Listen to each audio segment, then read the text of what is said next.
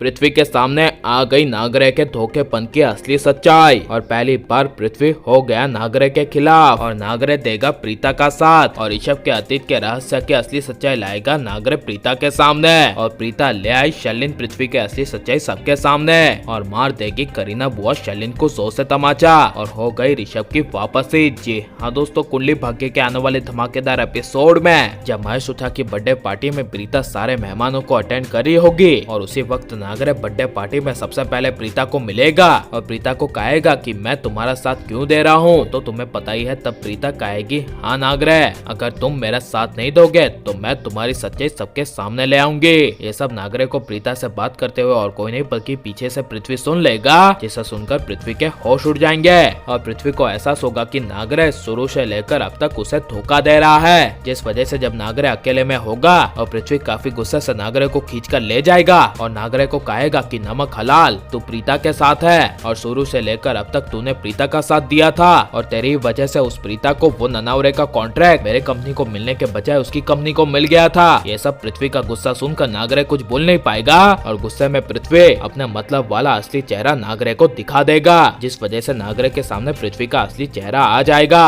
और नागरे ना चाहते हुए भी पृथ्वी का साथ छोड़ देगा और प्रीता का साथ देने के लिए पृथ्वी के खिलाफ होकर प्रीता के साथ शामिल हो जाएगा। और अतीत के सबसे बड़े ऋषभ के राज का खुलासा होगा कि जैसे ही नागरे प्रीता के साथ होगा और प्रीता का साथ देगा और प्रीता पार्टी में अकेले में बात करी होगी कि इस पार्टी में ऋषभ जी होते तो काफी ज्यादा मजा आता और यह पार्टी ऋषभ जी के साथ पूरी कंप्लीट हो जाती। तब यह सब प्रीता को अपने आप से बात करते हुए और कोई नहीं बल्कि नागरे सुन लेगा और नागरे प्रीता के पास आकर कहेगा, आप ऋषभ जी की बात करी है जो 2 साल पहले इस घर को छोड़कर चले गए थे। तब प्रीता कहेगी, हाँ वो 2 साल पहले इस घर को छोड़कर चले गए थे और अब तक वो नहीं आए, वरना वो अपने परिवार को इतनी बुरी हालत में देखते या फिर जरा सा भी उन्हें पता चलता कि उनका पूरा लूथा परिवार 2 सालों से कितनी बड़ी मुसीबतों में था, तब ऋषभ जी आ ही जाते। लेकिन अब तक ऋषभ जी नहीं आए और वो कहाँ है इसके बारे में मैं पता लगा रही हूँ, लेकिन पता ही नहीं चल रहा कि वो अभी तक कहाँ है। ये सब प्रीता के मुँह से सुनकर नागरे कहेगा, मुझे पता है कि ऋषभ के साथ क्या हुआ था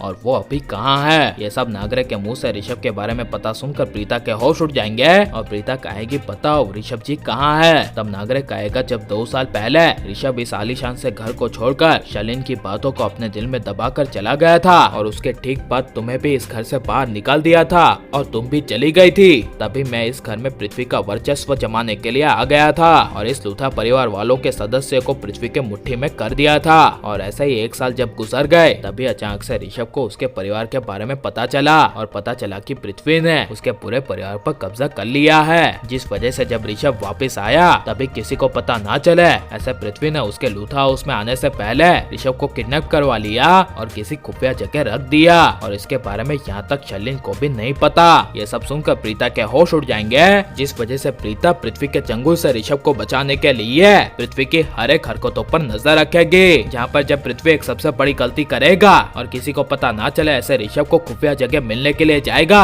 और प्रीता पृथ्वी का पीछा करेगी और उस खुफिया जगह पृथ्वी के साथ साथ प्रीता भी पीछे पीछे पहुंच जाएगी, जहाँ पर प्रीता ऋषभ को काफी बुरी हालत में बंधा हुआ देखेगी। तभी प्रीता के होश उड़ जाएंगे और पुलिस को बुलाकर प्रीता ऋषभ को बचाएगी और पृथ्वी की असली सच्चाई सबके सामने लाएगी और मार देगी करीना बुआ पृथ्वी को 100 से तमाचा। और ऋषभ की वापसी होनी चाहिए क्या नहीं और पृथ्वी शलिन की असली सच्चाई सबके सामने आ जानी चाहिए क्या नहीं और प्रीता को क्या ऐसे लूथा परिवार वालों की मदद करनी चाहिए क्या नहीं, ये सब हमें कमेंट में जरूर बताएं और आप लाइक शेयर और हमारे चैनल को सब्सक्राइब करें। मिलते हैं अगले वीडियो में, टेक केयर।